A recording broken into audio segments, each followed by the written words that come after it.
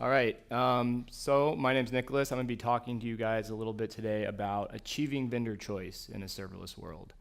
And first, just a little bit about me. I'm currently the VP of Growth at Serverless Inc., part of the founding team there.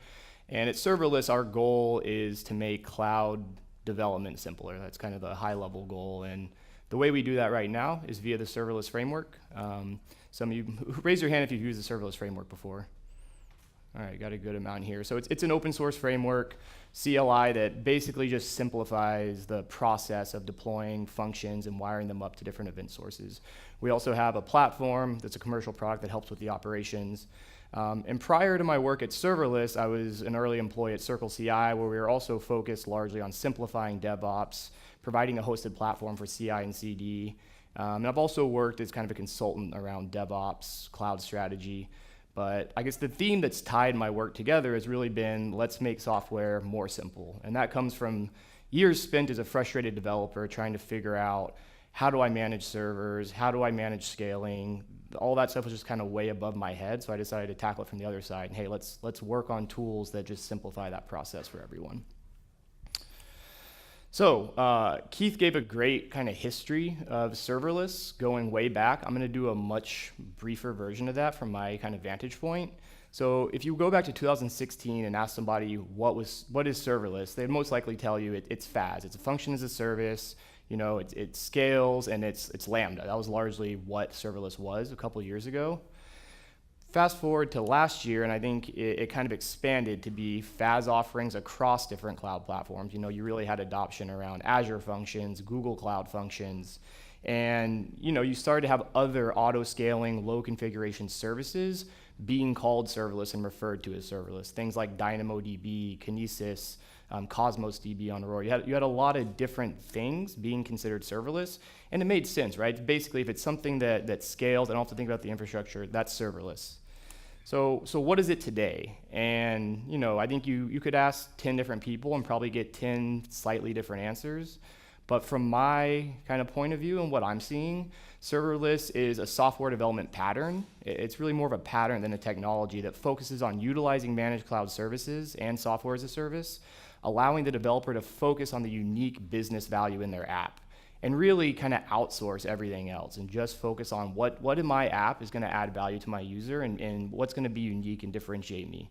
And that's really what I think serverless has evolved to encompass today. And why does that matter, right? Why is this type of pattern valuable?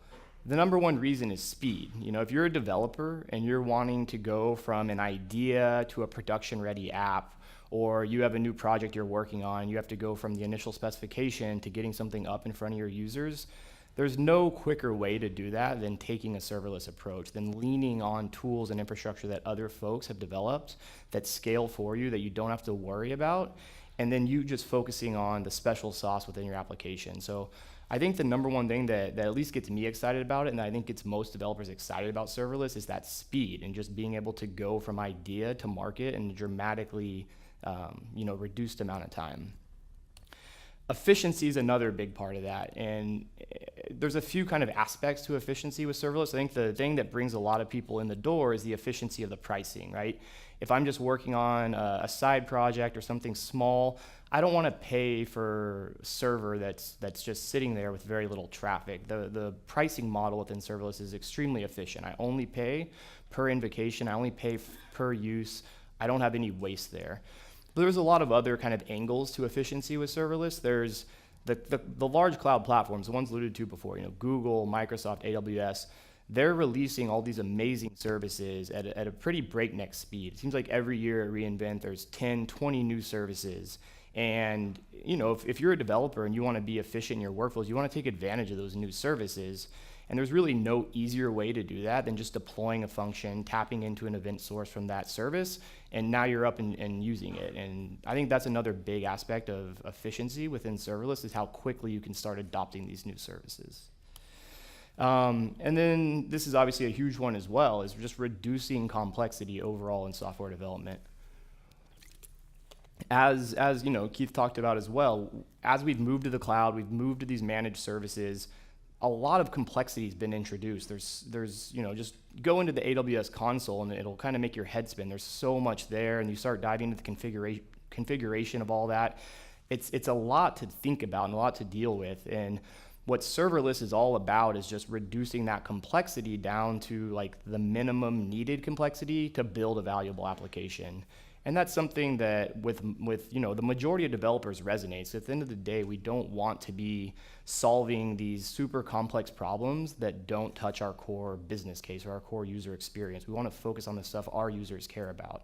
And so reducing that complexity is super valuable. And then the fourth piece of this is that it's a super serviceful world out there right now, right? It's kind of a golden age for software development. There's never been more services and APIs available to us as developers to handle all the stuff that we used to have to build ourselves. And serverless, as I mentioned, it's a pattern that really lets you take advantage and puts at the forefront taking advantage of all these managed services in order to move fast and be efficient. So this is all great. Serverless, I think everyone, you're probably here because you understand the value of it, but what's the biggest concern with it, right? It's not all perfect. There are risks and there are concerns. And I don't think it's any secret that the biggest concern is likely vendor lock-in. When I talk to folks that are thinking about using serverless but haven't jumped in yet, this is the number one reason they cite. And even when I talk to kind of managers and business leaders and organizations that are using serverless, this is the number one thing they think about and that they're concerned with is, okay, we're moving fast, this is great, but we want to maintain flexibility. We don't want to be locked into a single platform, which makes sense. So how do we go about mitigating that risk, but still getting the most out of all the values that serverless offers, still taking advantage of everything I just talked about in that previous piece? Well, the traditional way would be to build a data center, right? Like no lock-in there, we control everything, we can lock the doors, it's all ours, right? And that was the way that we solved this problem for decades. It's just we own the machines, we have control. But obviously the clouds come, we don't want to be doing that anymore, and we certainly can't take advantage of everything serverless has to offer by doing this.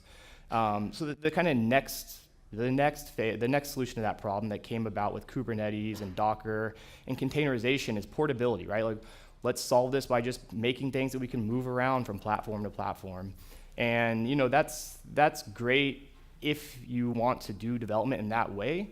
But if you want to follow the serverless pattern and take advantage of these great managed services, that's really not a solution because the platforms aren't equal. There's no exact equivalent of these different managed databases or functions as a service or streaming logs. There's not the same thing. You can just move it over. So you're not really going to get to take advantage of everything serverless has to offer with full portability.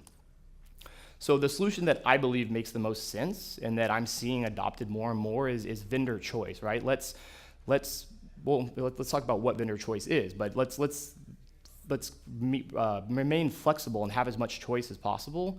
And vendor choice is largely the capability to choose the proper tools and vendors to address the use case and solve the problem you're working on right now. And why is this valuable? Why do we want to have this choice?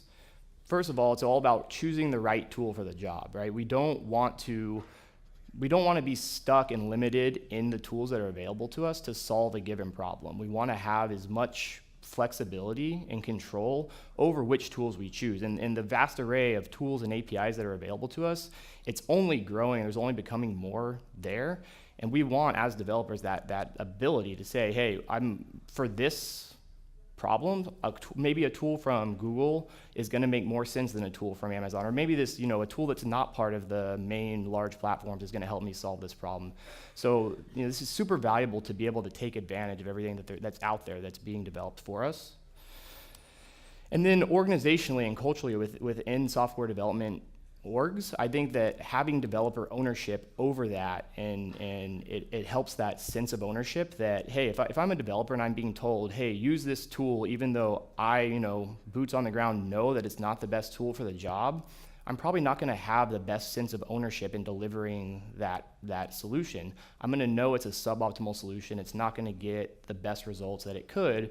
And so I think it reduces morale and it hurts that sense of ownership. To not have that wide array of choice and to not have developer influence in making those choices. And then the third part is agility, right? That's what serverless is all about. It's all about being able to move fast and make decisions quickly And the technology landscape is changing so quickly that if we can't remain agile and have the ability to choose these new tools, we're going to be stuck in the mud and our competition is going to pass us by. So we really need to remain agile and remain flexible to choose, new technologies as they come along. So, this may all seem like, okay, sure, that makes sense, but how do we actually go about doing that? What are some steps we can actually take to take advantage of these values in vendor choice? So let's talk about a few of them here. The first one is really kind of culturally and organizationally is building a culture that values, choice, experimentation, and ownership. I think the days where developer tools are strictly a top-down decision-making process within organizations are going away, right? There's just no way with all the vast, complex landscape of tooling that an executive is going to know, hey, yes, this set of tooling, it's going to be the best solution for all my developers. I'm going to hand it down. They're going to use it and create great results. There's just, the developers have, they have a sense of what is available and what their problem is, and they're in the best position to make the right choices. Now, that doesn't mean that you just give free rein and that developers can use whatever they want with no kind of constraints, but it means you need to build a culture where developers have influence and that you can have debates about this stuff and that you're not, locked in due to top-down decision-making to a very limited set of choices. I think this is an anti-pattern, and to build that culture is a really important piece to being able to achieve vendor choice. And then another piece is being able to adopt tooling that helps with that choice, right? And a lot of that's around picking tooling that will help your team take advantage of all these different services. So we developed the serverless framework, and this is a core kind of value of the serverless framework is that you learn one tool and you can utilize all these different cloud providers underneath. Standard Lib and some of these other services that are here today, they have a lot of the same kind of philosophy that, hey, our tool is going to help you take advantage of all these different amazing APIs and services that are available to you. So thinking about the tooling you use in your organization to optimize for that, that's going to help you, achieve vendor choice as well. And then, data portability. This is something that you really need to strive for, because when you think about lock-in, especially in kind of the cloud era, it's a lot less about services and it's a lot more about data. Data lock-in is what will really hamper you down to a single stack or a single platform. Most of these large cloud platforms, they have their pricing designed in a way where it's super cheap to get data in, but it's 10x the price to actually get that data out. And that's a strategic decision they're making, because often lock-in is part of their play. But as an organization and as a development team, once your data is locked into a single place, it's very difficult to take it and use it in other areas and use it with other tools. So you need to think about, how can we solve for data portability? How can we store our data in multiple places? How can we store it in formats that can be moved around? And one project that Serverless Inc. is, along with Google and AWS, Microsoft, there's a bunch of people involved in this now, is an open specification for cloud events, and it's called Cloud Events. It's part of the Linux Foundation, but what we're aiming for there is to come up with a standard spec that says, hey, all events that are moving around in the serverless ecosystem are going to have this standard envelope so that we can identify common properties and we can more easily move those events across different clouds. And it's very early days for that specification, but it's a huge win if it can succeed for developers. It's going to make it so much easier to start tying together workflows that utilize all these different services, which I think that's where the real power in serverless will lie in the future, is having these multi-cloud workflows and picking the different components that make sense for each part of your application. And then event sourcing, right? The part of serverless that's often not talked about is that it's largely an event-driven architecture, right? FAS, which is kind of the compute piece, it's at the center of all these serverless architectures. It's driven off events, which means when we're thinking about our data in a serverless world, it's all about, all of our data is represented in events.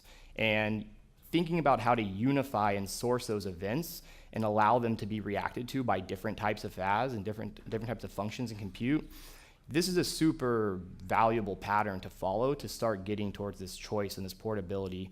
An organization that's talked a lot about this and that's doing some really interesting things is Nordstrom.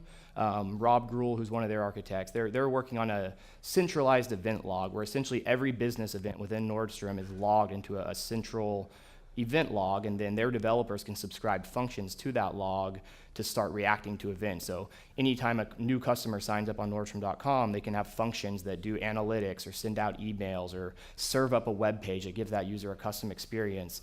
And those can be done across all sorts of different types of tools. And at Serverless Inc, we also have a project that's largely inspired by the work they're doing at Nordstrom called the Event Gateway, which is an open source event router aimed at achieving the same thing. Like let's give a serverless event router that sits above the different cloud providers and that lets you simply plug functions into these different event streams, subscribe to these different event streams to expand the number of serverless use cases and also have that data flow across the different clouds. It's super hard to achieve right now, and these projects are still pretty early, but I think as we evolve, that's going to be a super critical piece to achieving that data portability, is thinking about events and progressing this event-driven technology. So, in summary, serverless is all about utilizing managed services to move fast, and vendor choice lets us do that. Sorry, typo. Lets us reduce the risk of lock-in, and it lets us remain flexible. And it's always a balance. Going serverless, you're going to give up certain things, but if you can think about this vendor choice and optimize your culture and your architectures for that, you can really get the best of both worlds to the extent that's possible right now. And the more that we can share these patterns and develop these open source projects, and as a community of developers who I think at the end of the day all want the same thing, as long as we can push for these tooling, I think we're going to get there a lot quicker than if we kind of lean on the corporate entities themselves to do that. It really is going to take a community effort.